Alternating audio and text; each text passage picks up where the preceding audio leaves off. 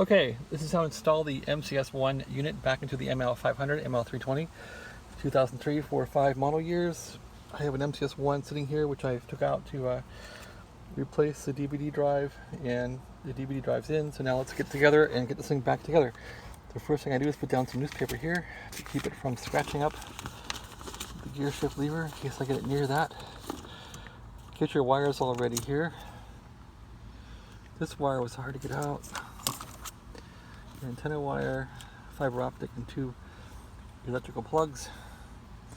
And now we simply move the MCS into place here. Start putting the wires in. It's not too terribly hard.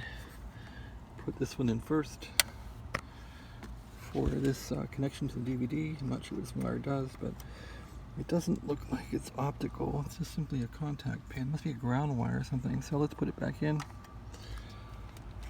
and push it hard. There, clicked in, it's good. Put in these 2 power wires here. The bottom one goes in the bottom. The big one goes in the bottom here in the power wire. Big wire on the bottom here. Push it till it goes down, clicks.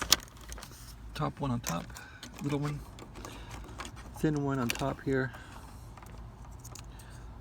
Get the plug out like that. Just shove it in there, click it. That's it. Okay, now we have the fiber optic. Let's put that fiber optic cable in here. The fiber optic cable goes right there. It's in. There's one more cable left. It's the antenna for the GPS. Make sure it's not tangled up in here. Okay, let's put the GPS in here like this. There it is, it's in. Make sure everything's tight. That's tight, tight, tight, tight. Make sure wires aren't tangled up and shove this thing back in the car. It'll go in without a tool. There's the MCS-1, there's the hole, the doubled in wide hole. There we are. It'll pretty much drop in and click.